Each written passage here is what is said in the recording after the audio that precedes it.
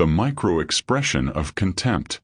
There is a gesture so subtle that it lasts only a fraction of a second, but it reveals more truth than 1,000 carefully chosen words. Paul Ekman, the psychologist who dedicated his life to studying facial expressions, discovered that when someone lies about their feelings toward another person, one corner of their lips slightly raises in an asymmetrical movement. This gesture, known as the micro-expression of contempt, appears even when the person is smiling fully or maintaining a neutral expression. What's fascinating is that this movement is involuntary and almost impossible to consciously control.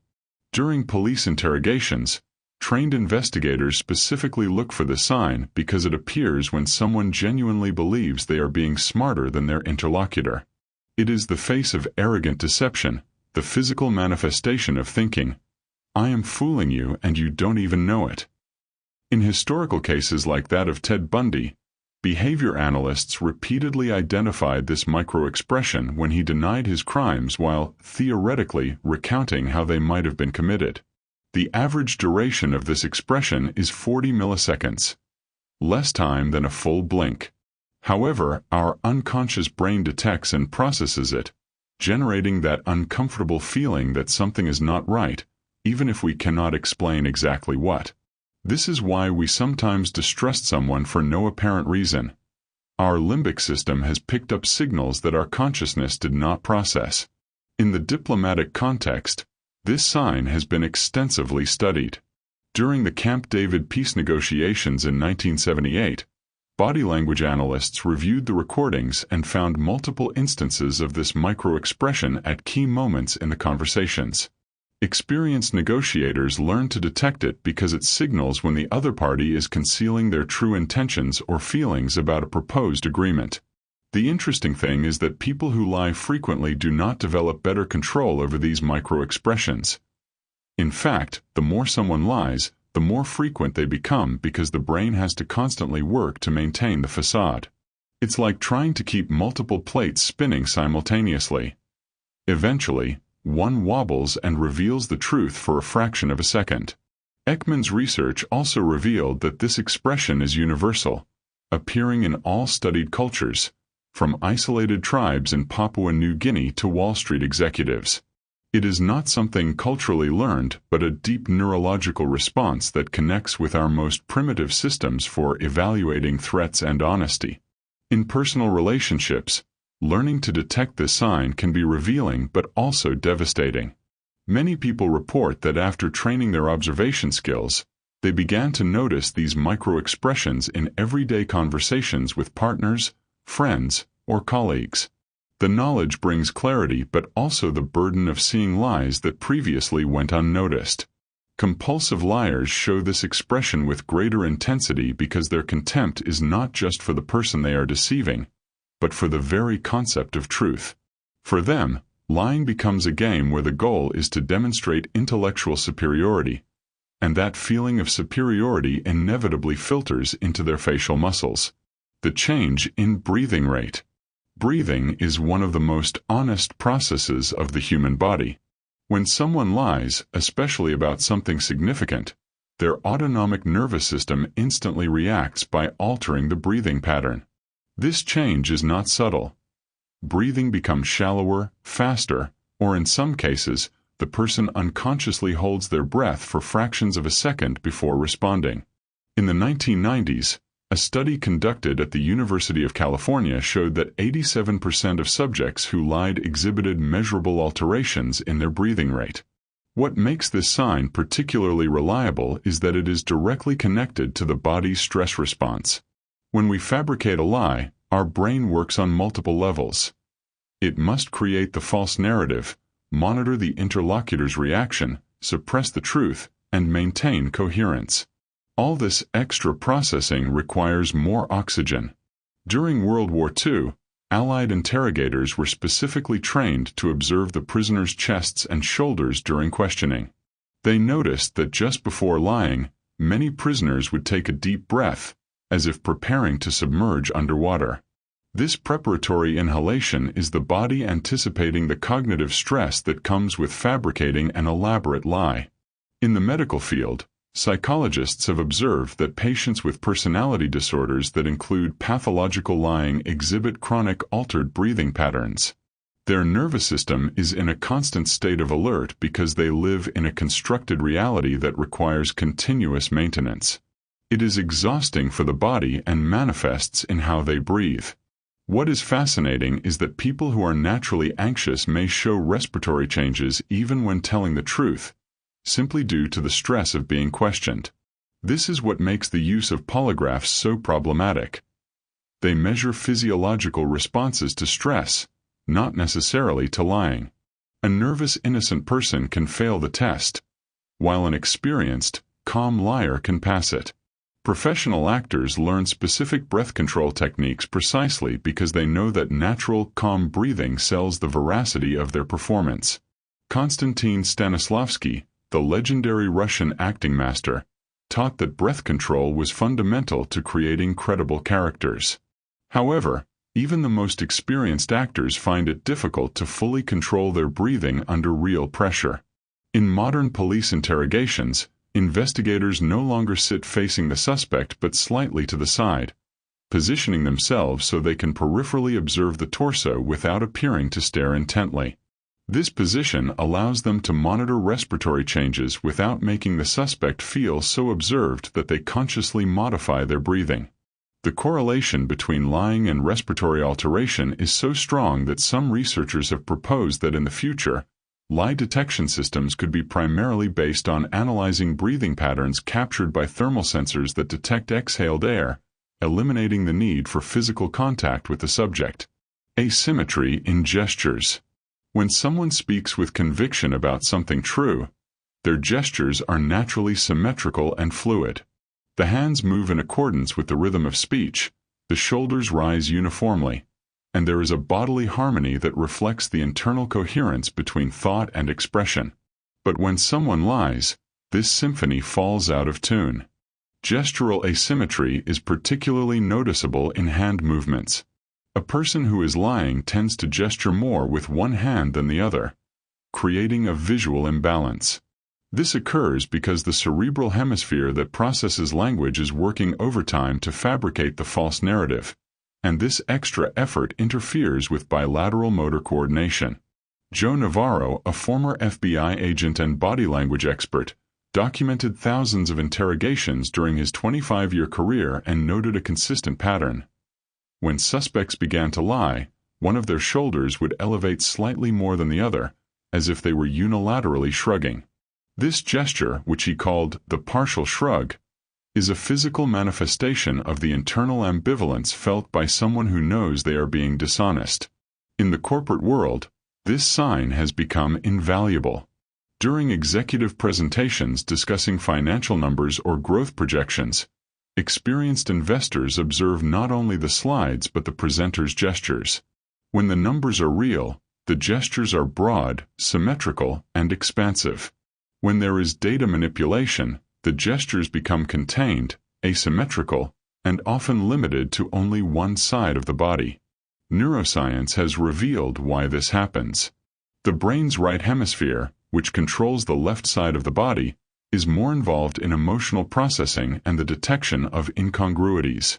When we lie, this hemisphere conflicts with the false narrative the left hemisphere is constructing, and this conflict manifests physically in uneven movements.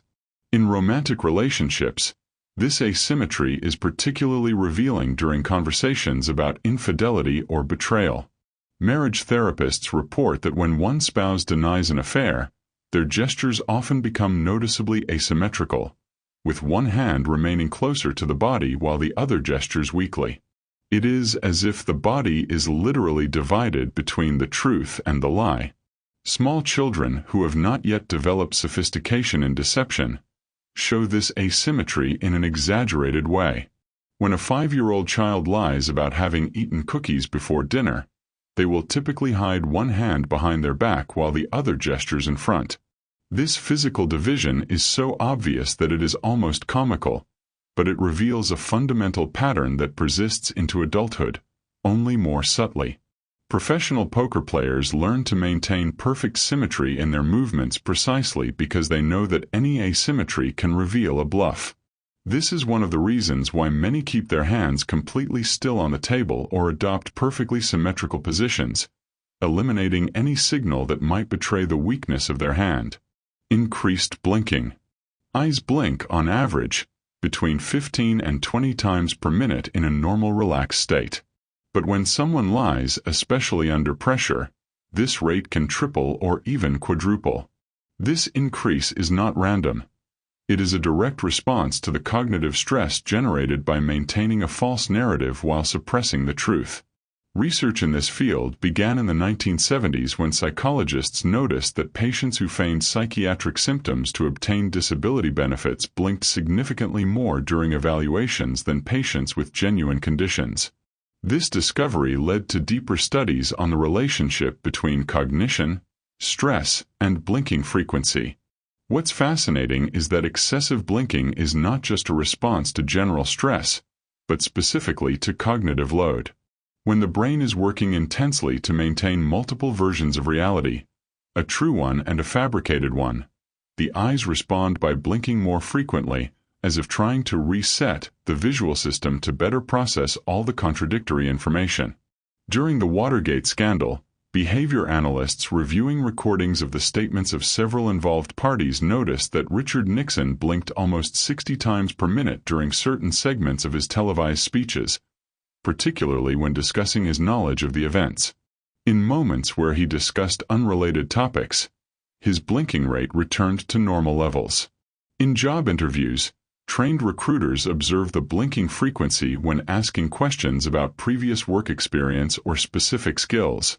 A candidate who exaggerates their qualifications will show a noticeable increase in blinking when elaborating on responsibilities they never had or achievements they never accomplished.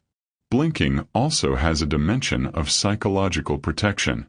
When we lie, a part of us wants to not see the reaction of the person we are deceiving. It is as if the unconscious brain tries to create visual interruptions that protect us from the judgment we perceive in the other's eyes.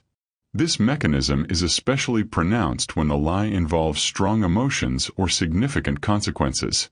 Professional interrogators have developed techniques that exploit this response. A common tactic is to ask a series of neutral questions while observing the subject's baseline blinking rate, and then suddenly introduce a critical question while monitoring any change in frequency. A dramatic jump in blinking immediately after a specific question is a red flag that warrants follow-up. However, it is crucial to understand that excessive blinking is not definitive evidence of lying. People with social anxiety, ocular conditions, or simply general nervousness may blink frequently without being dishonest. This is why experts always look for clusters of signs, never a single isolated indication. In cultures where direct eye contact is considered confrontational or disrespectful, people may blink more frequently during important conversations regardless of their veracity. This is another reason why cultural context is fundamental to correctly interpreting behavioral signs. Inconsistent response latency. When someone tells the truth, the time it takes to answer questions about the same topic tends to be consistent. But when they lie, this timing becomes erratic and unpredictable. One question may be answered instantly while another similar one generates a noticeable pause. This inconsistency in response latency is one of the most reliable signs of deception. The reason behind this is fascinating from a cognitive perspective. When accessing real memories, the brain follows well-established neural pathways. Information flows with relative ease, and answers emerge with natural timing. But when fabricating information, the brain must construct the response in real time, verify it against previous lies to maintain consistency, and then formulate it convincingly. During criminal investigations, detectives often ask the same question in different ways throughout an interrogation. They look not only for inconsistencies in content but also in response time. If a suspect instantly answers, "I was at home," the first time they are asked about their whereabouts, but takes 5 seconds to answer the same thing when the question is rephrased an hour later, that hesitation is a red flag. In 2011, a Harvard University study used eye-tracking technology and precise timing to analyze truthful versus fabricated responses. They found that honest responses had a latency variation of approximately 200 to 300 milliseconds, while lying responses showed variations of up to 2,000 milliseconds or more. This temporal inconsistency is particularly pronounced when lies are complex or when the liar has not had time to fully prepare their story. It is the difference between an actor who has memorized their lines perfectly and one who is improvising. Fluidity reveals the level of preparation. In personal relationships, this sign can be devastating to recognize. When a partner instantly responds about their day at work but takes noticeably longer to explain why they were late coming home, that pause may indicate they are constructing an explanation instead of recalling real events.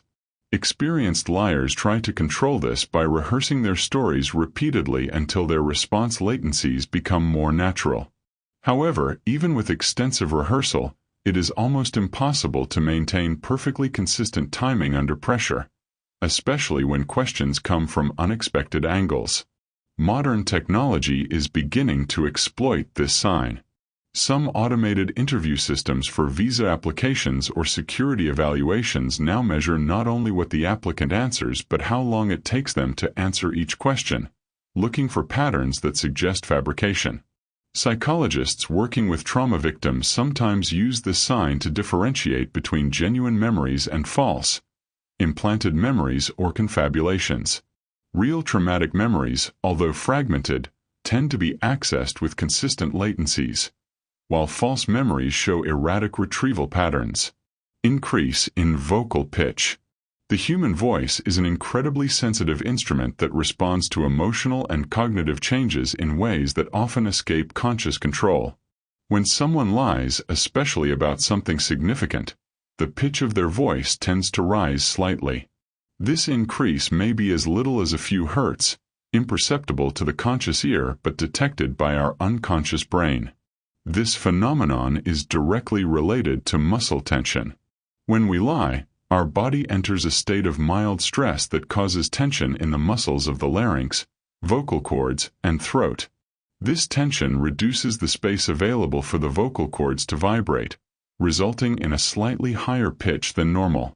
During the Cuban Missile Crisis in 1962, CIA analysts monitoring Soviet radio transmissions noticed subtle changes in the vocal pitch of certain officers when transmitting information about missile positions. Although they spoke Russian, vocal frequency analysis revealed stress patterns that helped identify when they were being deliberately deceptive.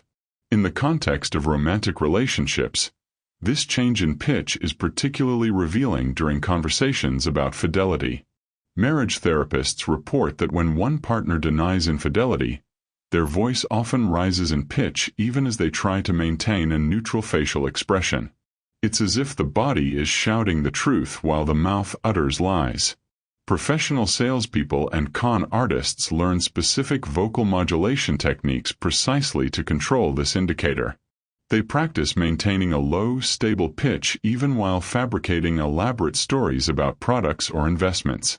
However, under real pressure or persistent questioning, even the most trained individuals experience those revealing pitch increases.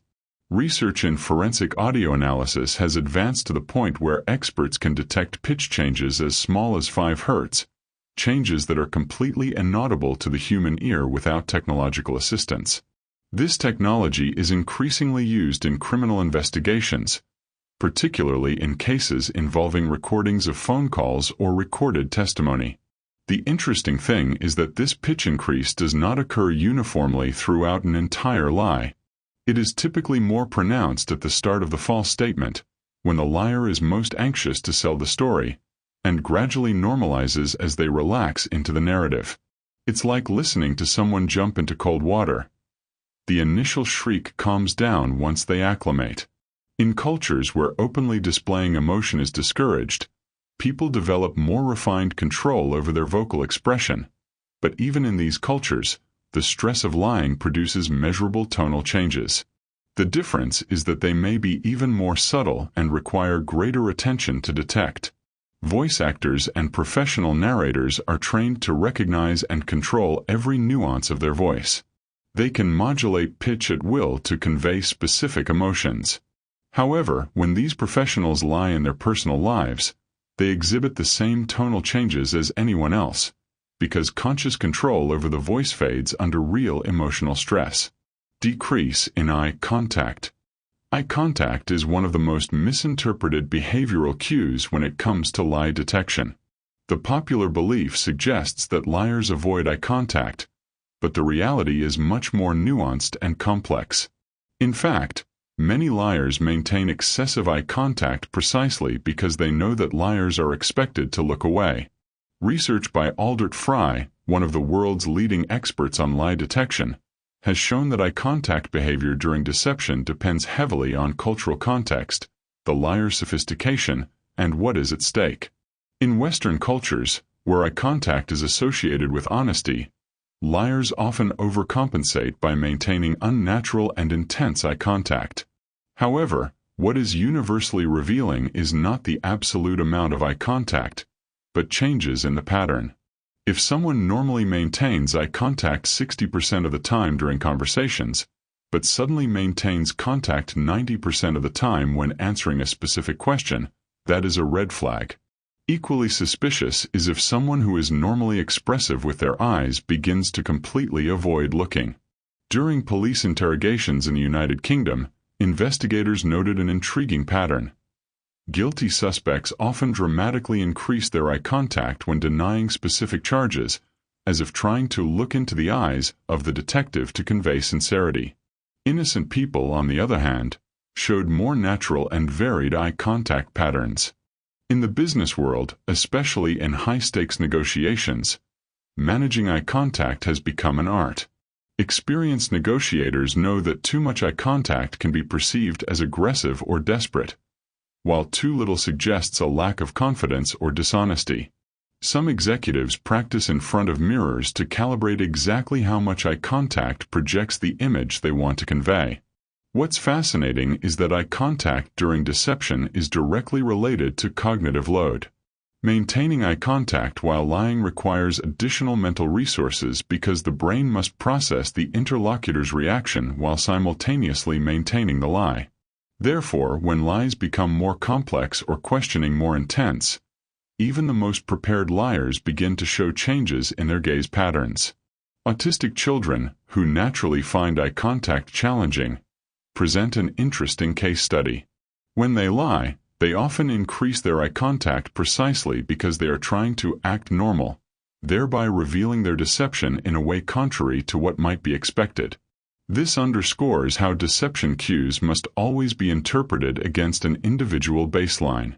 In romantic relationships, changes in eye contact can be particularly painful to recognize. When a partner who used to maintain eye contact during intimate conversations begins to look away during certain topics, or when they suddenly maintain an uncomfortable, fixed gaze, these changes can signal deception or emotional distance.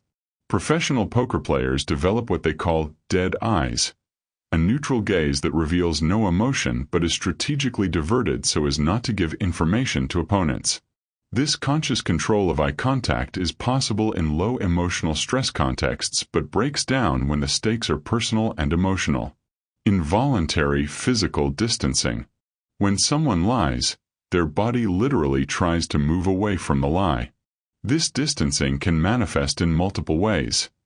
Leaning back in a chair, creating physical barriers like crossing their arms or placing objects between themselves and their interlocutor, or simply increasing physical distance when possible.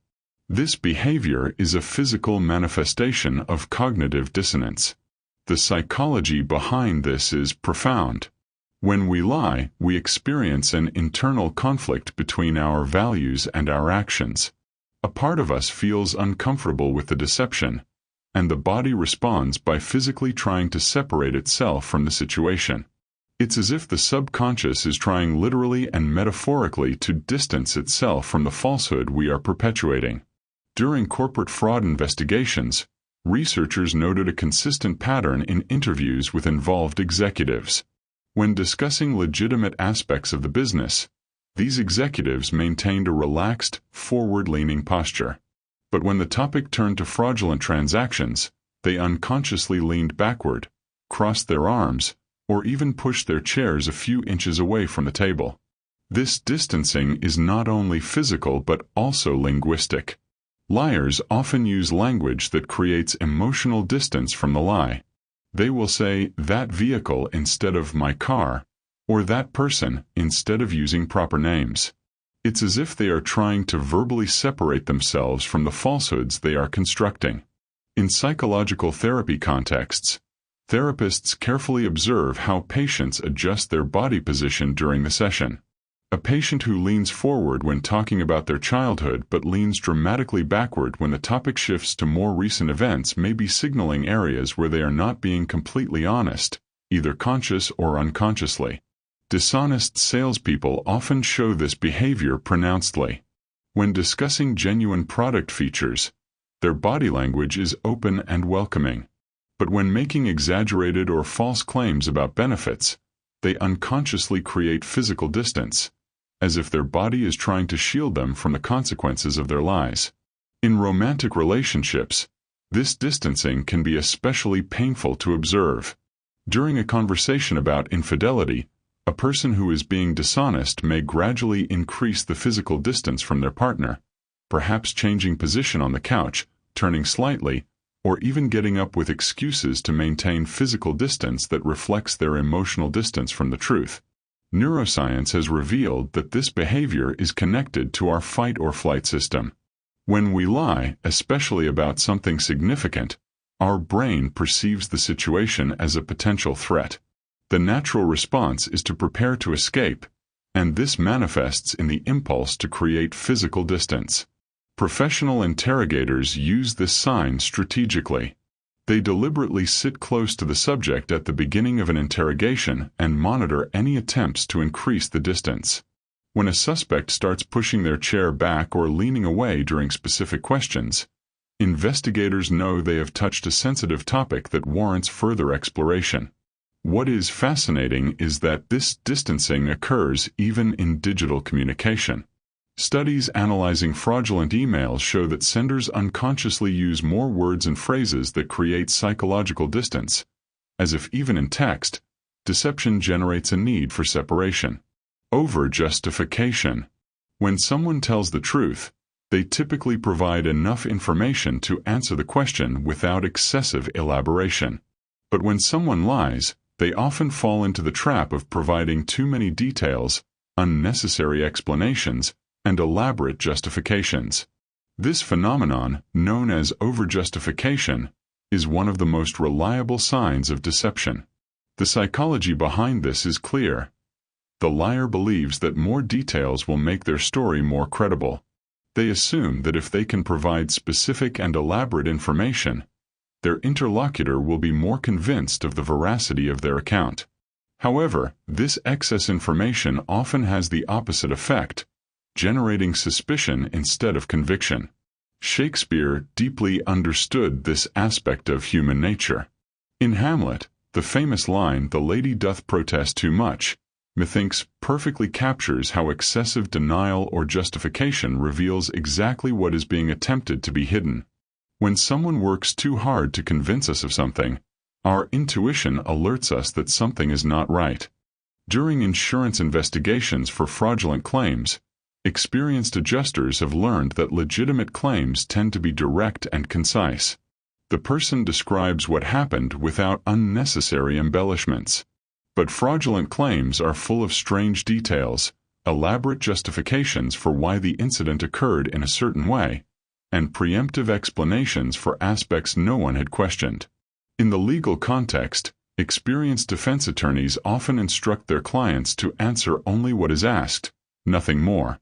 They know that overjustification can sink a solid case. A witness who begins to explain why they were at a certain place, why they made a certain decision, or why their actions were reasonable, when no one has questioned these aspects, raises red flags for judges and juries. Overjustification is particularly pronounced when the liar anticipates skepticism. If they know their story is inherently improbable, They will work even harder to make it convincing, adding layers of detail and context that a person telling the truth would never consider necessary. In personal relationships, this manifests in particularly revealing ways. A partner who comes home late and offers a simple explanation like, "There was traffic," is probably being honest. But a partner who elaborates on exactly what streets they took, what kind of accident caused the traffic, what program they listened to on the radio while waiting, and how other people in their cars also seemed frustrated, is likely constructing a narrative to hide something else. Psychologists have found that overjustification is especially common in lies that the liar considers necessary or justified.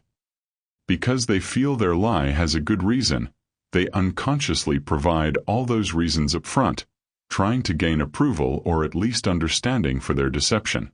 In the corporate world, overjustification frequently appears in presentations where bad news is hidden. A CEO who must explain real financial losses will typically present the numbers and a few contributing factors. But a CEO who is manipulating figures or hiding deeper problems will inundate investors with explanations, contexts, mitigating factors, and future projections, attempting to distract from the present reality. Children display overjustification in an almost comical way when they lie. A child who is telling the truth about breaking a vase will simply say, "I was playing and I knocked it over." But a child who lies about who broke it will construct an elaborate story about how the cat jumped from the couch, hit the table, which made the shelf where the vase was vibrate, which then slowly slid to the edge and fell, while they watched helplessly from across the room. Change in speech rate. The rhythm of speech is like a verbal fingerprint of our mental and emotional state. When someone lies, especially under pressure, their speech rate tends to change noticeably. Some liars speak faster, as if they want to get through the lie as quickly as possible. Others speak slower, deliberately, as they construct every word of their fabricated narrative. The acceleration of speech during deception is related to anxiety and the desire to get it over with. It is similar to pulling off a bandage quickly. The liar unconsciously speeds up their account to minimize the time exposed to the possibility of being discovered. This pattern is especially common in people who do not lie frequently and feel considerable discomfort with the deception. On the other hand, the slowing down of speech indicates a different mental process. When the brain is fabricating information in real time, it needs more processing time. Every word must be carefully selected to maintain coherence with previous lies and avoid future contradictions.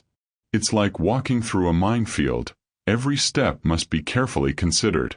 During the Nuremberg trials, analysts noticed a fascinating pattern in the testimonies of the Nazi officers. When they spoke about aspects of their military service that were true but not incriminating, their speech rate was consistent and natural.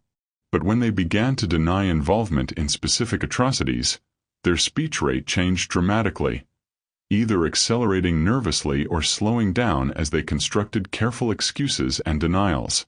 In negotiation contexts, experienced salespeople know how to identify when a buyer is being dishonest about their budget or level of interest precisely because of these changes in speech rate.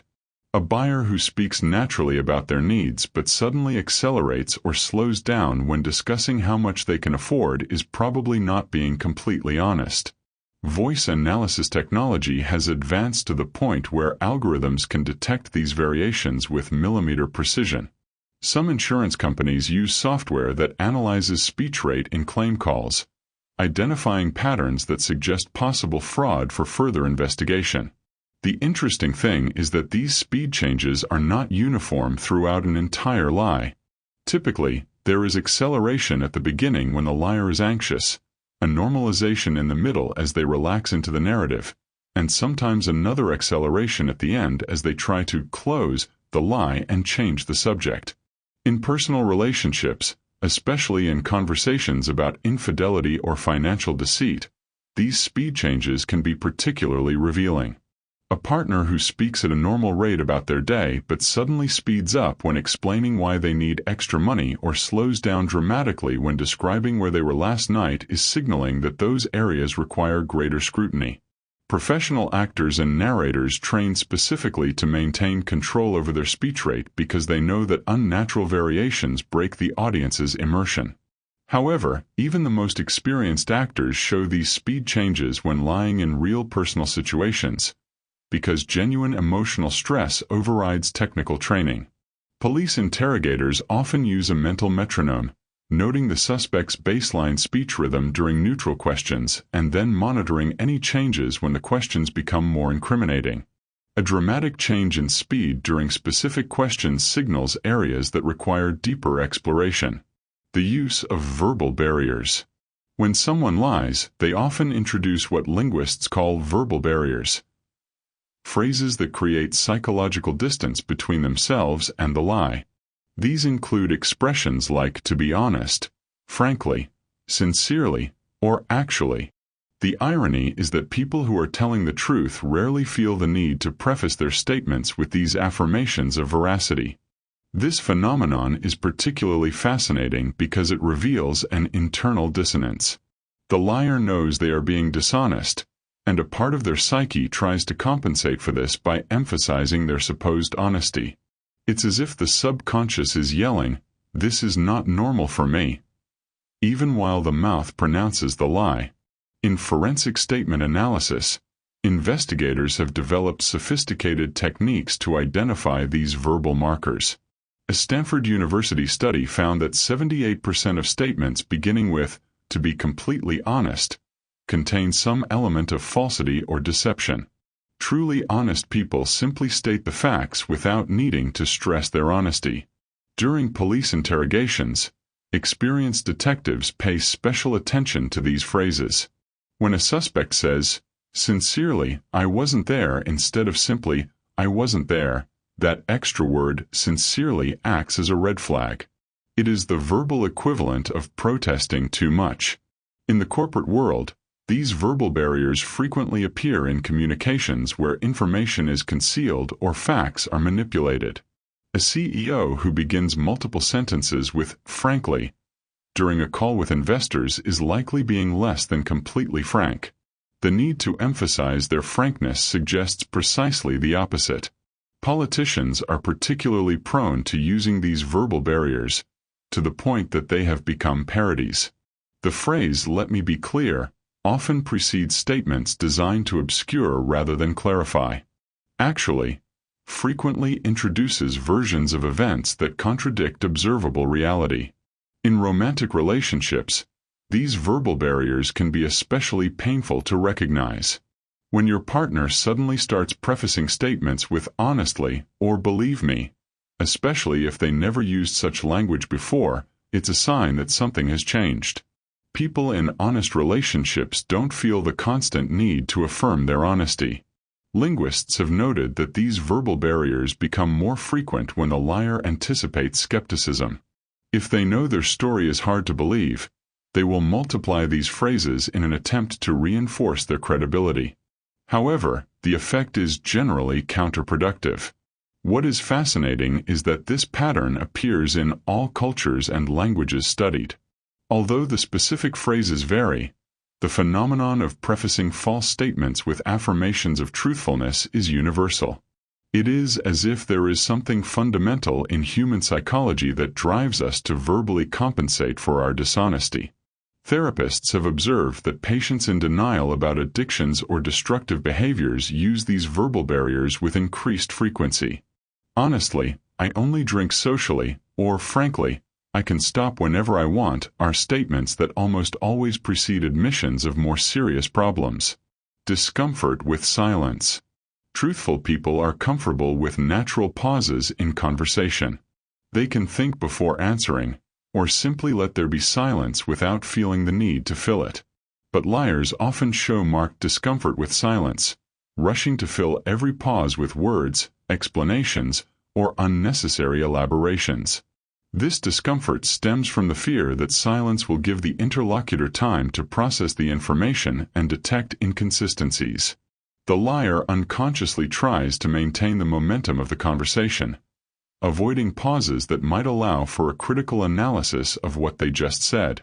During interrogations, professional investigators use silence as a strategic tool. After a suspect finishes a statement, the detective simply waits, maintaining eye contact but saying nothing. Innocent people can generally tolerate this silence without issue.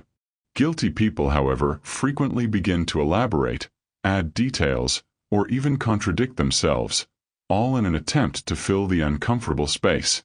In the 1990s, the FBI developed interview techniques that specifically incorporated strategic pauses. They found that many suspects, when confronted with prolonged silence after denying a charge, would eventually start talking again, and these additional statements often contained partial admissions or incriminating information they would not have offered if the interrogator had continued pressing with questions. In personal relationships, this sign is particularly revealing during difficult conversations. A partner who has just denied an accusation of infidelity and then cannot tolerate even 3 seconds of silence, immediately starting to explain, justify, or change the subject, is signaling discomfort that goes beyond the difficult conversation itself. Dishonest salespeople show this behavior pronouncedly. After making an exaggerated claim about a product, they immediately fill any pause with more information, invented testimonials, or sales pressure, all to prevent the buyer from critically reflecting on what they just heard. In therapeutic contexts, psychologists notice that patients who are in denial or hiding important information cannot tolerate the reflective pauses that are a natural part of therapy. While most patients use silence to process and explore their feelings, those hiding important truths experience it as threatening and rush to fill it. The interesting thing is that this discomfort with silence intensifies when the stakes are high. A liar can tolerate short pauses when lying about trivial matters, but when the lie involves significant consequences, every second of silence feels intolerable. Professional negotiators learn to use this sign to their advantage. In high-stakes negotiations, making an offer and then simply waiting in silence is a powerful tactic. The party being less honest about their true positions or limits is typically the first to break the silence, often revealing information they did not intend to share. In the academic field, experienced professors can identify students who plagiarize or cheat during conversations about their papers. A student who genuinely wrote their essay can discuss it with natural pauses as they think.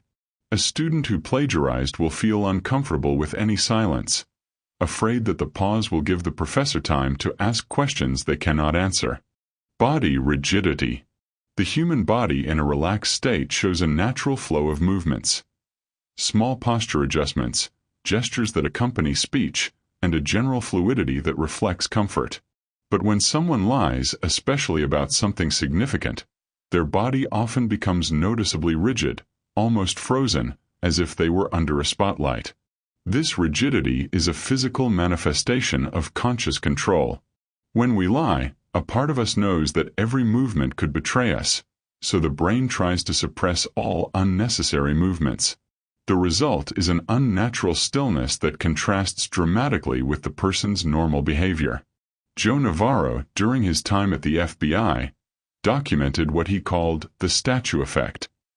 He noticed that guilty suspects frequently adopted a completely immobile posture when confronted with incriminating evidence, as if they hoped that by not moving, they could avoid detection.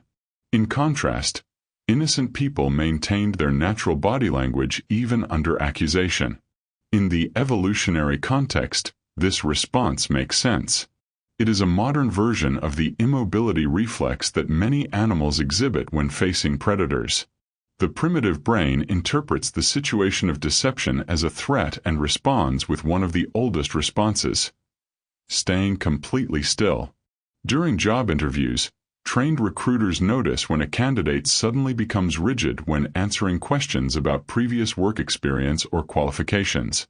A genuine candidate will move naturally, using gestures to emphasize points or changing posture occasionally. A candidate who exaggerates or fabricates their experience often freezes, containing all their movements while navigating the lie. In personal relationships, this rigidity can be particularly revealing.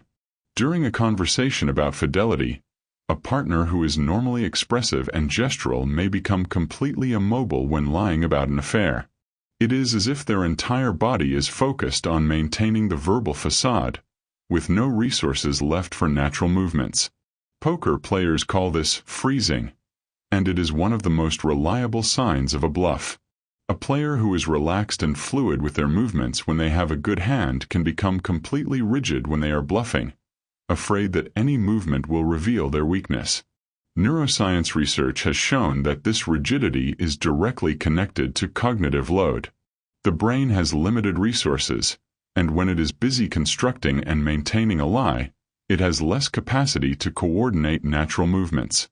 The result is a general reduction in motor activity. Therapists working with trauma notice that patients who have experienced traumatic events but are in denial or minimizing their impact often show this body rigidity when discussing the events. It is as if the body freezes in protest against the false narrative the mind is trying to construct. In high-stress situations, such as testifying in court, this rigidity can be extreme. Witnesses who are being dishonest may remain almost completely motionless on the stand, gripping the armrests so tightly that their knuckles turn white, while honest, although nervous, witnesses maintain some degree of natural movement. Blame shifting. Liars, especially when cornered, frequently shift blame or responsibility onto others. Instead of simply denying their involvement, they construct narratives where others are responsible, the circumstances were extraordinary, or external factors are the true culprits. This deflection is both a manipulation technique and a revelation of guilt. This pattern is psychologically fascinating because it reveals the liar's internal conflict. A part of them recognizes the problematic nature of what they are denying or hiding, so they try to distribute the blame or responsibility, reducing their own burden both in the interlocutor's mind and in their own conscience. During the Enron scandal, the testimonies of the involved executives dramatically showed this pattern. When asked about fraudulent accounting practices, they rarely denied them directly. Instead, they constructed elaborate narratives about how auditors failed to warn of problems, how regulators did not do their job, how other departments provided incorrect information. Deflection was their primary tool of evasion. In personal relationships, this pattern is particularly destructive. A partner confronted about infidelity might respond not with direct denial but with attacks. If you had been more attentive, this never would have happened, or you've made mistakes too. This deflection not only evades the question but attempts to redistribute the blame so the liar feels less responsible. Parents who have taught their children about personal responsibility recognize this pattern immediately.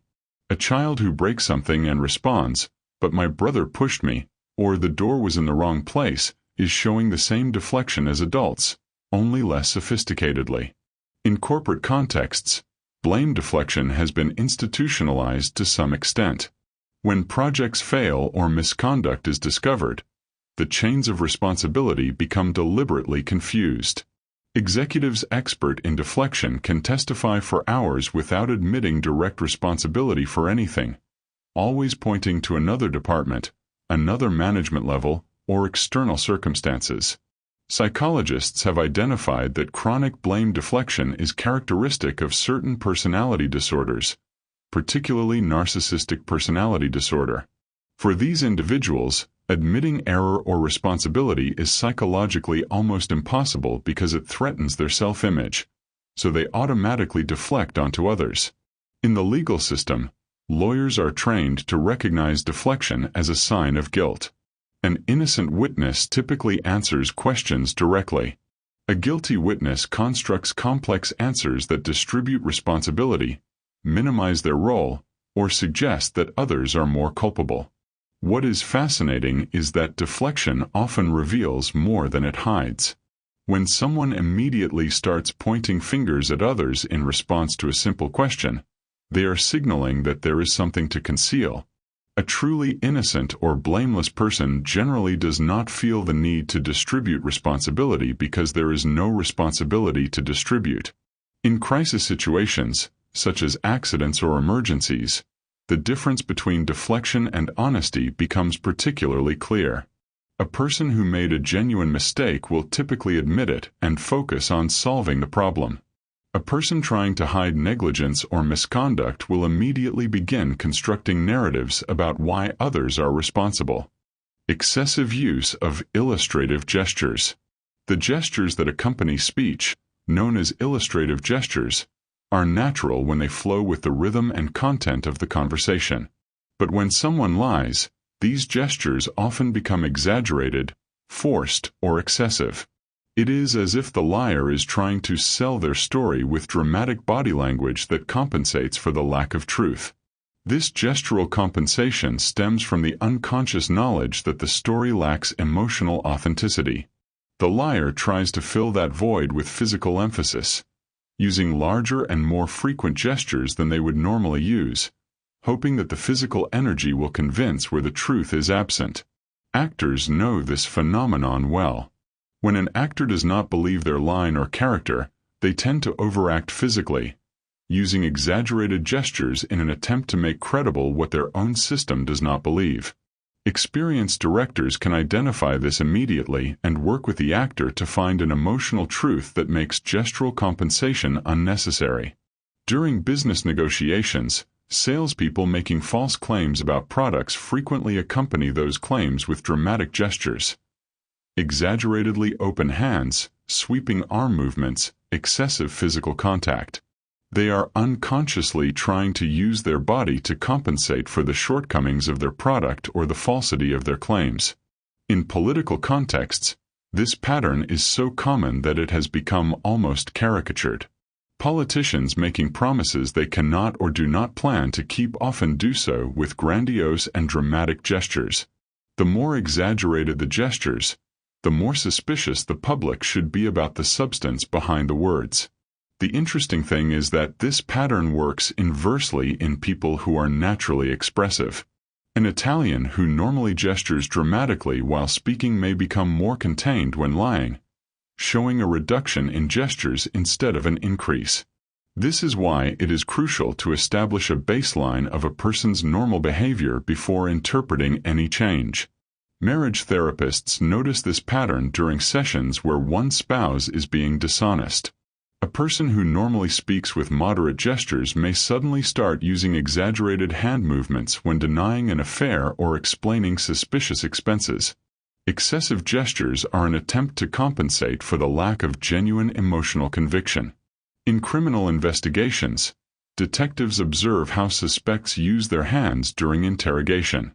A suspect who gestures normally when talking about neutral aspects of their life, but suddenly becomes dramatically gestural when discussing their alibi, is signaling that this part of their narrative requires additional scrutiny. Research in communication has shown that authentic gestures and fabricated gestures have different qualities. Genuine gestures flow naturally with speech, starting slightly before or at the same time as the words they illustrate. Fabricated gestures often start after the words, as if the brain needed extra time to coordinate the verbal lie with the physical illustration. Children show this pattern particularly obviously. When a child lies about something, say, denying they ate cookies before dinner, they will frequently accompany their denial with dramatic gestures. Vigorous head shaking, hand waving, even exaggerated facial expressions. These excessive gestures are the childlike equivalent of adult overacting. Temporal inversion in narratives. When someone recounts true events, they typically tell them in a natural chronological order, from beginning to end. But when someone fabricates a story, they frequently construct it backward, starting with the desired outcome and then filling in the details of how they supposedly got there. This inversion in narrative construction is a subtle yet revealing sign of deception. The mental process behind this is logical. The liar knows where their story needs to end, so they start with that conclusion and work backward to create a plausible justification. However, this reverse construction process often leaves linguistic and structural marks that betray its fabricated nature. Forensic investigators have developed specific techniques to exploit this characteristic. When they suspect someone is lying, They ask them to tell the story in reverse order, from end to beginning. People who are recounting real events can do this with relative ease, albeit more slowly. Liars, however, often become dramatically confused because they are trying to invert something that was already constructed inversely. In cases of false alibis, this pattern is particularly evident. A suspect who fabricates an alibi frequently starts by explaining where they ended up that night and then fills in the details of how they got there. A person with a real alibi typically starts where they were at the beginning of the night and naturally narrates the progression of events. During the investigation of the Scott Peterson case in 2002, who was accused of murdering his pregnant wife, analysts noticed that his accounts of the day Lacey disappeared showed this reverse construction. He would start with where he needed to be when she was reported missing and then fill in previous activities in a way that seemed to justify that endpoint. In the corporate world, this pattern appears in explanations of questionable business decisions. Executives justifying problematic ethical decisions frequently construct their narratives backward. We needed to meet our quarterly goals, so we adjusted certain reports, because our accounting department suggested there was flexibility in how we categorized certain expenses. The story is constructed from the necessary conclusion backward to a justification. Psychologists working with memory and testimony have found that genuine memories, even when vague or incomplete, maintain a forward temporal structure. We may not remember all the details, but the basic sequence of events flows naturally from cause to effect. Fabricated memories or confabulations frequently show a backward logic where the effect seems to have determined the causes. In personal relationships, particularly in situations of infidelity, this reverse construction is common. A partner who lies about where they were frequently starts with, "I ended up at my friend's house watching the game," and then, when pressed, fills in details about how they supposedly got there. A true story is typically told more linearly and naturally. Writers and screenwriters know the difference between a narrative that feels organic and one that feels constructed. Well-written stories flow naturally from the premise through complications to a conclusion. Poorly written stories often feel as if the author knew the ending they wanted and forced the narrative to get there, exactly as a liar does. Change in detail level. When someone recounts true events, the level of detail tends to be relatively consistent throughout the narrative. There may be more details at emotionally significant moments, but the density of information remains quite uniform. When someone lies, however, the level of detail fluctuates dramatically between parts of the story. This phenomenon occurs because the liar over-elaborates the parts of the story where they need to establish credibility but underestimates or avoids details in the parts where the truth would betray them. It is like a map where certain areas are excessively detailed while others are vaguely sketched. During insurance fraud investigations, experienced adjusters specifically look for these inconsistencies in the level of detail. A claim for theft where the claimant can describe certain supposedly stolen objects with millimeter precision but is vague about the circumstances of the theft itself frequently indicates fabrication. In the famous case of Susan Smith, who in 1994 claimed that a black man had hijacked her car with her 2 children inside, her narrative showed this revealing pattern. She provided excessive and specific details about the supposed kidnapper, his clothes, and his exact words, but was strangely vague about crucial aspects of the alleged crime. She eventually confessed to drowning her own children. Novelists and fiction writers intuitively understand that details must be distributed in a way that feels natural. Too many details about trivial aspects while skirting important issues makes the narrative feel false. Liars, unknowingly, make this same literary mistake in their fabricated stories. In job interview contexts, candidates who exaggerate or invent work experience frequently provide excessive details about peripheral aspects of the supposed job while being vague about central responsibilities or measurable achievements. They may elaborately describe the office where they supposedly worked but stammer when asked about specific projects they led. Therapists working with trauma notice that genuine victims of traumatic experiences frequently have memory gaps about certain aspects of the trauma, but the details they do recall tend to be sensory and emotional. People who fabricate or exaggerate traumas frequently provide narratives that are too complete and detailed, lacking the natural gaps that genuine trauma causes in memory. In romantic relationships, this fluctuation in the level of detail is particularly revealing during discussions about possible infidelity. A partner who can minutely describe what they ordered for dinner during a supposed outing with friends, but is vague about who else was there or what they discussed, is signaling problematic areas in their story. Police interrogators deliberately exploit this characteristic. They ask the suspect to tell their story completely, then return to ask about the parts where details were sparse, pressing for more information. Liars frequently cannot fill these gaps coherently because there are no real memories from which to draw the information. Research in cognitive psychology has shown that this pattern is related to how constructive memory works. When we recall real events, we access a network of interconnected memories, and details flow naturally from that network. When we fabricate events, we must consciously construct details, and this deliberate process results in an unnatural distribution of information. Disproportionate defensiveness. A simple, direct question should generate a proportionate response. But when someone is lying, they frequently respond to neutral questions with intense and disproportionate defensiveness. It is as if the question itself is a personal attack that requires a vigorous defense. This overreaction stems from projected guilt. The liar knows they are hiding something, so they interpret even innocent questions as veiled accusations. Their defensiveness reveals that there is something to defend, even though no one has explicitly accused anything yet. In romantic relationships, this pattern is particularly destructive. Imagine casually asking, "How was your day?"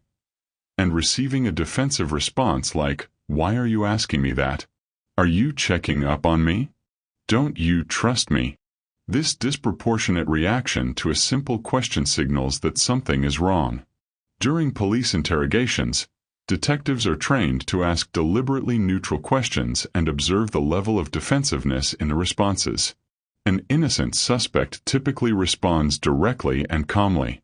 A guilty suspect frequently responds with hostility or defensiveness even to questions about basic facts. Psychologists have identified that this disproportionate defensiveness is particularly common in people with significant secrets. They are in a constant state of alert, interpreting any inquiry as a potential threat to their secrets.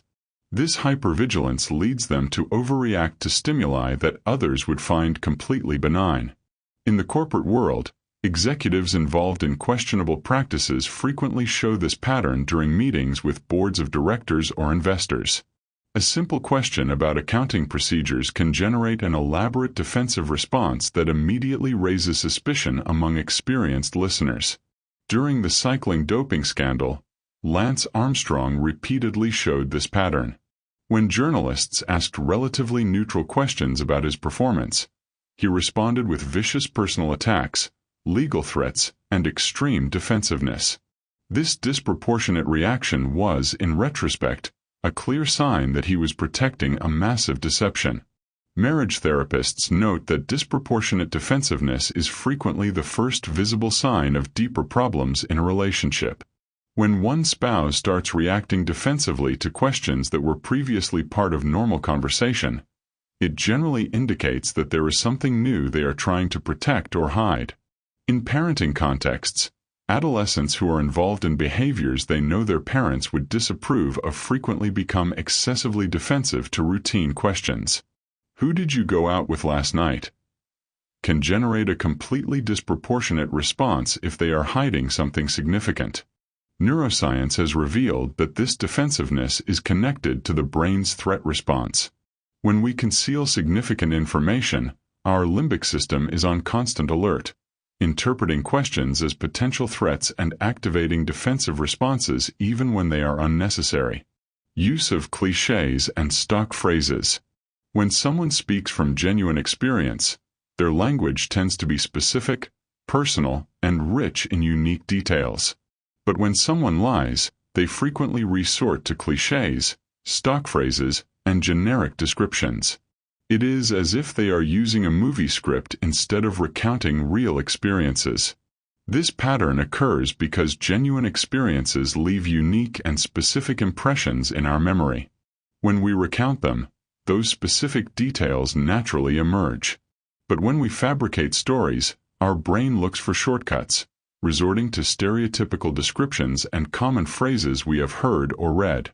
During investigations of false testimonies, forensic analysts note that genuine victims of crimes describe their experiences in idiosyncratic and specific ways. But people who fabricate testimonies frequently use language that sounds like it came from police television shows. It all happened so fast. It was like a nightmare. My life flashed before my eyes. In the context of fraudulent insurance claims, experienced adjusters look for this generic language. A person whose house genuinely suffered a theft will describe specific and personal details about how they felt discovering the violation of their space. A fraudster will use stock phrases about feeling violated or devastated, without the richness of genuine emotional detail. Writers and novelists know that cliché language is the mark of a lazy or inexperienced writer. Good writers seek the unique phrase, the specific description that captures exactly the particular experience. Liars unknowingly make the same mistake as bad writers. They resort to prefabricated phrases because they have no genuine experience from which to draw authentic description. In job interviews, candidates who exaggerate their experience frequently describe their supposed achievements using generic corporate jargon and buzzwords. They may say they thought outside the box or added value to the organization, without being able to specifically articulate what they did or how they did it. Therapists working with patients in denial or who minimize problems notice this linguistic pattern. An alcoholic who denies their problem might say they just drink to relax, or that they can stop whenever they want, using exactly the same phrases that thousands of others in denial have used, because they are not speaking from a genuine understanding of their situation. In personal relationships, especially during discussions about feelings or the state of the relationship, the use of clichés can signal a lack of emotional honesty. A partner who says, "I love you," but can only express that love in generic cliché terms may not be completely honest about their true feelings. Linguistic research has shown that authentic language has what linguists call textural specificity.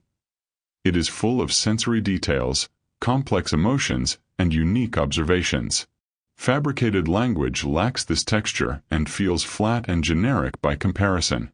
Politicians are perhaps the most notorious users of cliché language, to the point that talking like a politician has become synonymous with saying nothing real. They use prefabricated phrases because they are frequently avoiding specific commitments or concealing their true intentions behind sufficiently vague language that can be interpreted in multiple ways. Inconsistency in personal pronouns. The use of personal pronouns in narratives reveals our psychological relationship with the events we describe. When someone recounts genuine experiences, their use of pronouns like I, my, we is consistent and natural. But when someone lies, they frequently show erratic patterns in pronoun usage that reveal their psychological distance from the fabricated narrative. Liars frequently avoid the use of the first-person singular when describing false events. Instead of saying, "I went to the bank," they might say, "one went to the bank," or "it was done." This linguistic distancing is an unconscious attempt to separate themselves from the lie, as if by avoiding direct association with the false action, they could reduce their responsibility for the deception. During the investigation of the O.J. Simpson case, language analysts noticed interesting patterns in how he spoke about the night of the murders. In later interviews, he frequently shifted between first, second, and third person when describing his activities, showing an inconsistency that suggested psychological distance from the events. In forensic statement analysis, experts have developed software that specifically looks for these pronoun inconsistencies. Studies have shown that when people lie about their involvement in events, the use of the first-person singular decreases significantly, while the use of more distant pronouns increases. This pattern is particularly revealing in partial confessions or ambiguous admissions. A person who says, "mistakes were made," instead of "I made mistakes," is linguistically distancing themselves from responsibility, often because there is more guilt than they are admitting. In personal relationships, especially during discussions about infidelity, changes in pronoun usage can be revealing. A partner who normally speaks by saying, "I went out to dinner," but suddenly says, "one went out to dinner," when describing a particular night is signaling psychological distance from those events, possibly because they are not being completely honest about them. Psychologists studying the language of trauma have found that genuine victims of traumatic experiences sometimes show similar inconsistencies in pronoun usage, but for different reasons. They may dissociate from real traumatic events, referring to themselves in the third person as a protection mechanism. This underscores the importance of context when interpreting linguistic cues.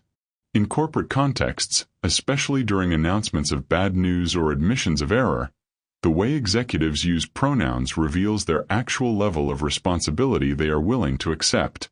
A CEO who says, "the company made mistakes," is linguistically separating themselves from responsibility, while one who says, "I made mistakes," is taking direct ownership. Writers and professional communicators are trained to be aware of their pronoun usage because they know that these small linguistic markers have a large psychological impact on how the audience perceives the message. Liars, without conscious training, reveal their distance from the truth through these same linguistic choices. Research in psycholinguistics has shown that this pattern is deeply rooted in how our brain processes truth versus fabrication. When we recall real events, we are accessing memories where we were active participants, and this sense of agency is naturally reflected in the use of the first person. When we fabricate events, we are constructing narratives rather than recalling experiences, and this difference manifests in how we use pronouns. The delayed emotional reaction. Genuine emotions are immediate.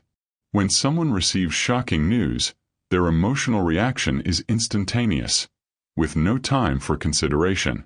But when someone feigns surprise, sadness, or any other emotion, there is frequently a noticeable delay between the stimulus and the emotional response, because they need time to calculate which emotion they should display.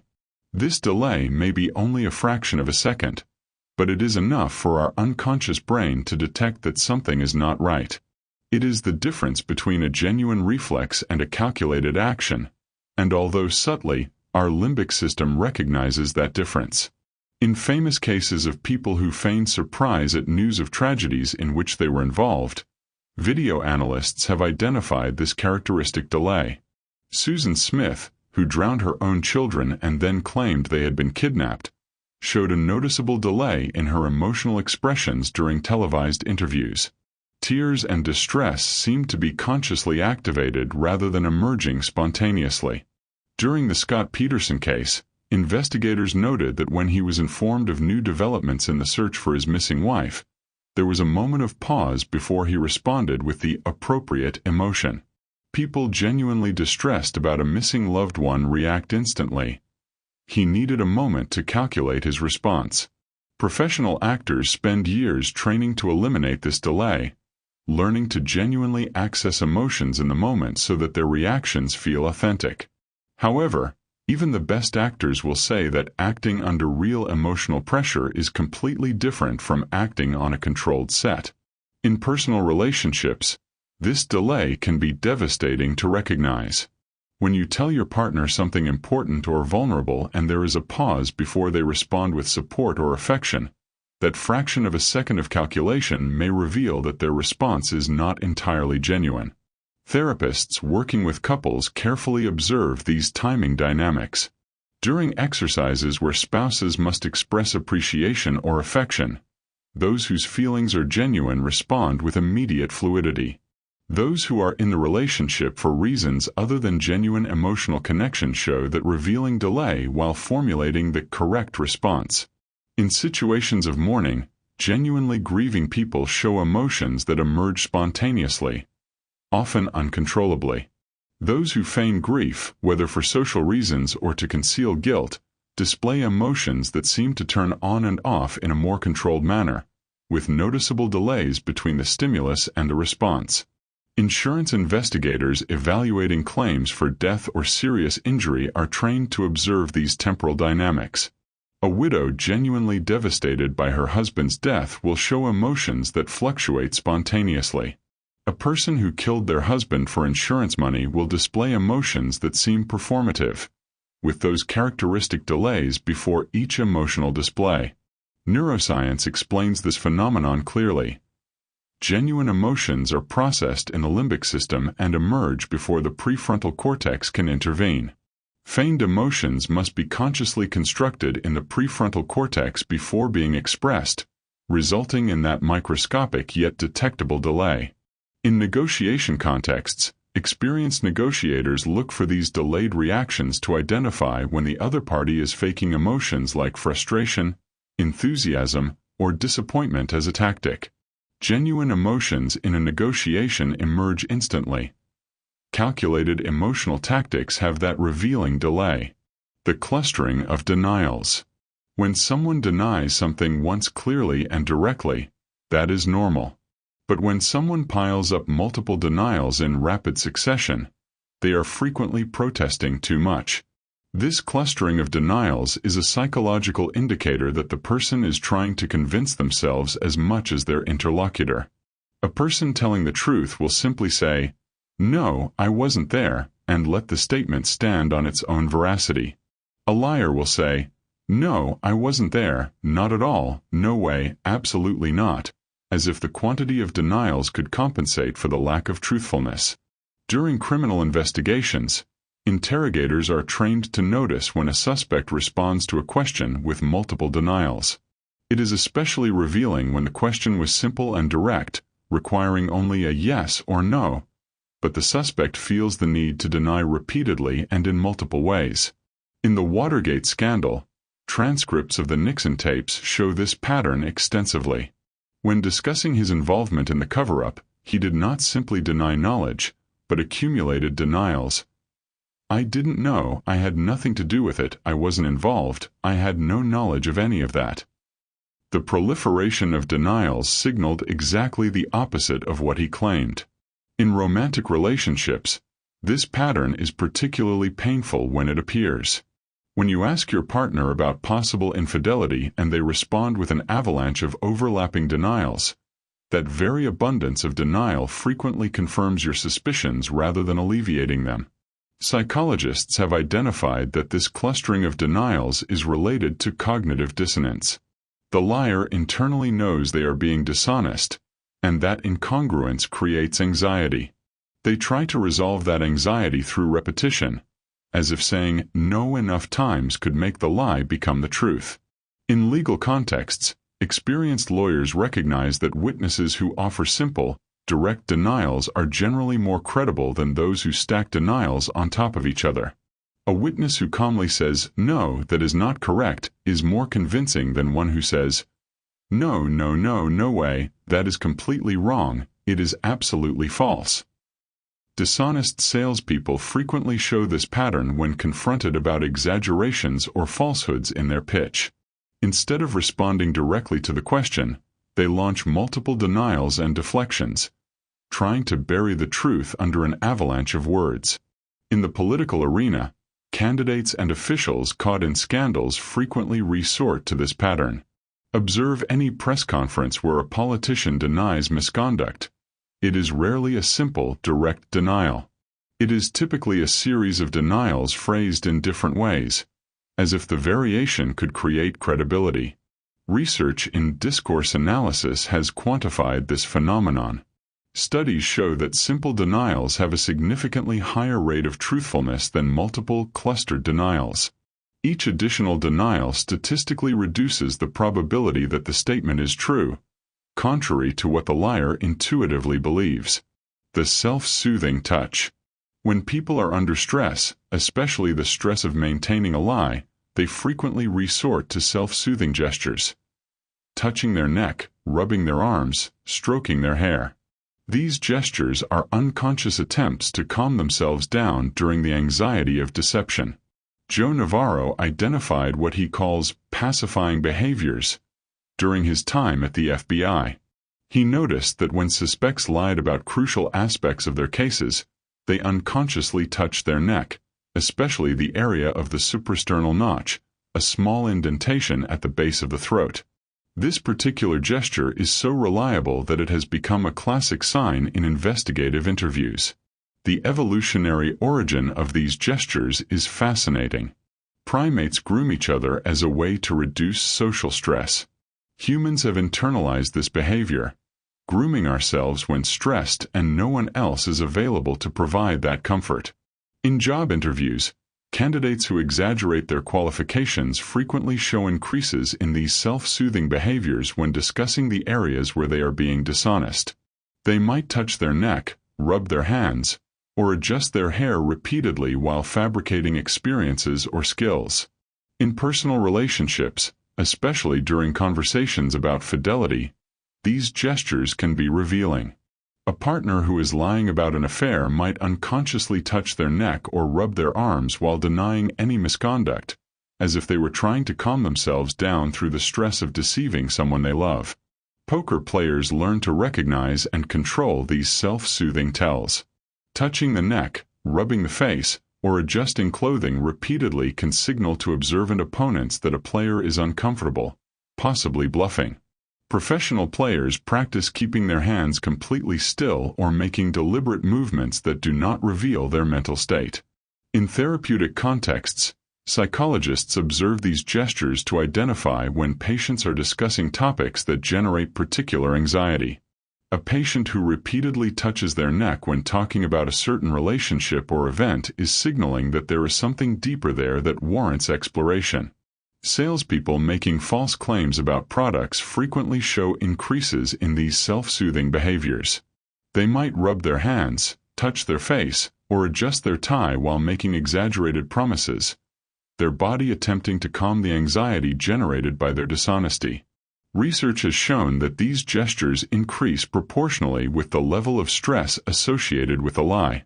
Small lies about trivial things might generate minimal self-soothing gestures, while lies about serious matters with significant consequences generate more frequent and intense pacifying behaviors.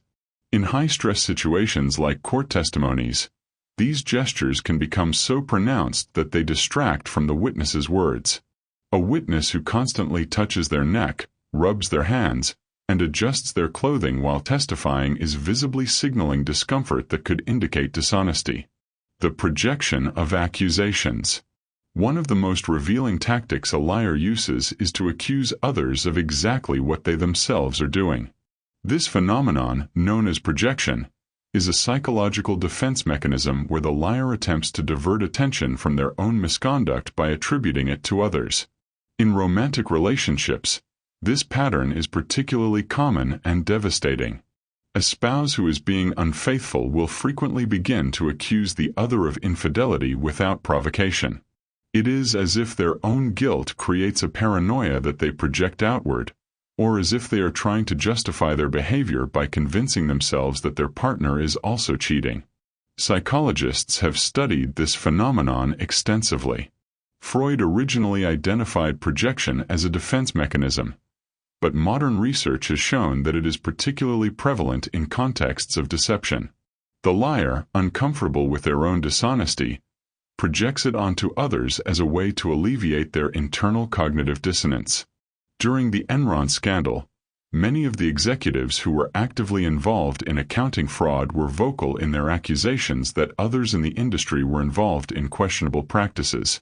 This projection was both a way to divert attention and an attempt to normalize their own behavior. In political contexts, projection is so common that experienced observers use it as a diagnostic tool. When a politician vehemently accuses their opponents of a certain type of corruption or misconduct, it is worthwhile to investigate whether they themselves are involved in exactly that behavior. Corporate investigators have noticed that employees involved in theft or fraud are frequently the most vocal about the need for increased security or suspicions about other employees. It is as if by pointing fingers at others, they are trying to divert any suspicion from themselves while simultaneously processing their own guilt. In family dynamics, especially with adolescents, this pattern is common. An adolescent who is involved in forbidden behavior will frequently accuse siblings of exactly that behavior, either consciously to create a smokescreen or unconsciously as a projection of their own guilt. Marriage therapists use this knowledge as a diagnostic tool. When a spouse begins to make specific and detailed accusations about the other's supposed misconduct without clear evidence, the therapist will consider the possibility that they are projecting their own behavior. In situations of emotional abuse, projection becomes particularly insidious. An abuser might constantly accuse their victim of being manipulative, controlling, or abusive, projecting their own behavior in a way that confuses the victim and evades responsibility. Neuroscience suggests that projection is not entirely conscious. The brain, uncomfortable with the cognitive dissonance of behaving in a way that contradicts the self-image, unconsciously attributes that behavior to others as a way to maintain psychological integrity. It is a defense mechanism that operates partially outside of consciousness. The change in body posture. The human body is a remarkably honest instrument. When someone is comfortable with the truth of what they are saying, their posture tends to be open and relaxed. But when someone lies, their posture frequently shifts in ways that reveal their internal discomfort. One of the most common changes is what body language experts call body closure. The person might cross their arms over their chest, cross their legs in a way that creates a barrier, or lean their torso away from the interlocutor. These postural shifts are unconscious attempts to create physical and psychological distance from the situation of deception. During criminal investigations, detectives carefully observe the suspect's posture throughout the interrogation. A suspect who starts with an open posture but gradually closes themselves off, crossing arms and legs and leaning back when the interrogation turns to specific topics, is signaling areas that require further exploration. In the corporate world, during presentations or sales pitches, postural changes can reveal when the presenter is being less than completely honest about capabilities or results. An executive who leans forward enthusiastically when talking about real aspects of the business but leans back and closes off when discussing future projections is signaling that those projections might be speculative or exaggerated. Professional negotiators are trained to monitor these postural shifts in the opposing party. When someone suddenly changes from an open posture to a closed one during discussions about specific terms, they are signaling discomfort with those terms that could indicate they are not being entirely honest about their limits or capabilities.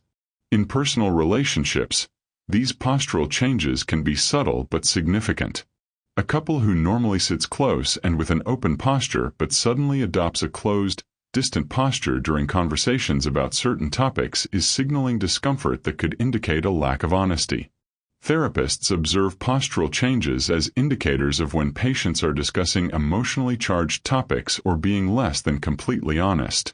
A patient who leans forward and maintains an open posture when talking about most topics but closes off and leans back when a certain issue arises is signaling that area needs further therapeutic attention.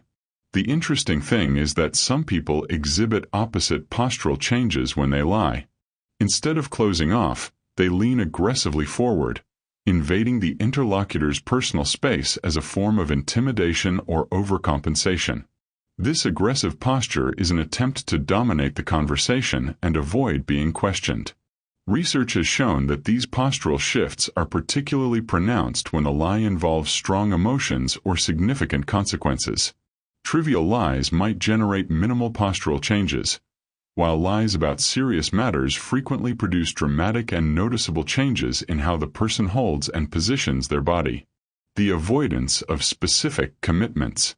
When someone is telling the truth about future intentions or past events, they can generally make specific and committed statements.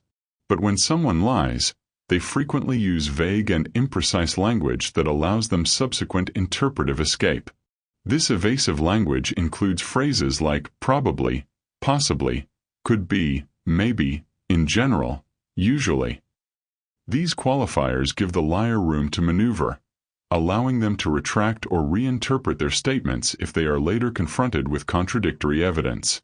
In the political world, this pattern is so common that the public has developed a healthy skepticism toward statements that lack specificity. Politicians who make vague promises that can be interpreted in multiple ways are typically being deliberately dishonest about their true intentions. During contractual negotiations, lawyers are trained to identify and eliminate this vague language because they know it frequently indicates that the other party has no real intention of adhering to the spirit of the agreement. They insist on specific and measurable language precisely because it reduces the space for subsequent deception. In personal relationships, this pattern can be frustrating and revealing. A partner who cannot or will not make specific commitments about the relationship's future, instead using vague language about seeing how things go or probably doing certain things, is signaling ambivalence or a lack of honesty about their true intentions. Dishonest salespeople are masters of this evasive language. They will make claims that sound like promises but are technically full of qualifiers that allow them to avoid responsibility when the product fails to deliver. "This product could solve your problem" is very different from "this product will solve your problem." But at the moment of sale, the customer frequently hears the second statement even though the salesperson said the first. In therapeutic contexts, psychologists note that patients who consistently avoid making specific statements about their behavior or intentions are frequently hiding something. An addict in denial will use vague language about their consumption precisely because specificity would force them to confront the reality of their situation.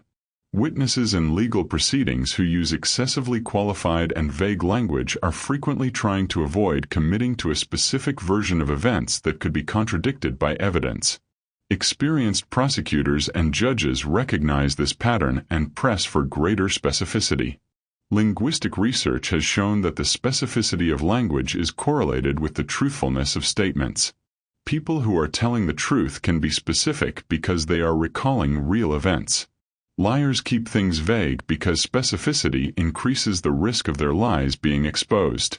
In the business world, this pattern is particularly important during due diligence in mergers and acquisitions. Executives who make vague statements about the company's performance or specific assets are frequently hiding problems. Experienced investors insist on specific and verifiable data precisely because they know that vagueness often conceals unpleasant realities. Delay in appropriate emotional responses. Genuine emotions are not only immediate, but they are also contextually appropriate. When someone fakes emotions, there may not only be a temporal delay but also an incongruity between the emotion displayed and the situation. This disconnection is a revealing sign of emotional deception. Imagine someone who has just received devastating news about a loved one. A person genuinely affected will immediately show shock, pain, or denial. But someone who already knew the news or who is not truly affected might show a reaction that is slightly out of sync with the gravity of the situation. In criminal cases where perpetrators pose as grieving victims, investigators specifically look for these emotional incongruities. Susan Smith, who drowned her own children, appeared on television crying and pleading for their return. But analysts noted that her emotions seemed to activate and deactivate inconsistently with genuine grief. Therapists working with grief and trauma know well the difference between genuine and performative emotions. Real grief is messy, unpredictable, and often incongruous with social expectations. Feigned grief tends to conform more closely to what the person believes grief should look like, resulting in a performance that feels almost theatrical. In personal relationships, this incongruity can manifest in subtle yet significant ways.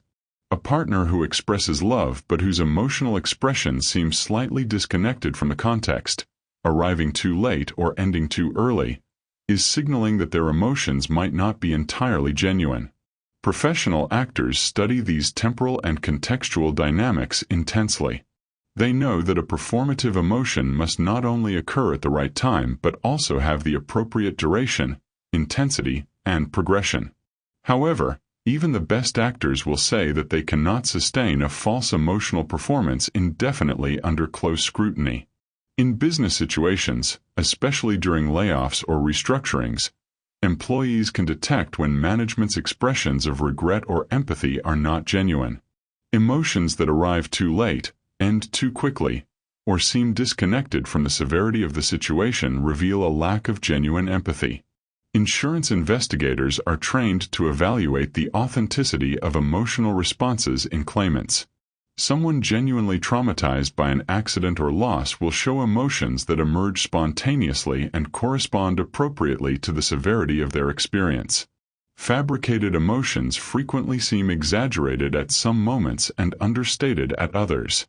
Neuroscience has revealed that genuine emotions activate specific neural circuits that produce consistent physiological responses. Feigned emotions activate different circuits, and although we can consciously control our facial and vocal expressions, it is much more difficult to control all the physiological aspects of emotion, resulting in those detectable incongruities. In contexts of emotional abuse, perpetrators frequently display emotions that are contextually inappropriate. They may show anger when guilt would be more appropriate, or manipulative tears when accountability would be more honest. These emotional incongruities are signs that emotions are being used tactically rather than genuinely expressed.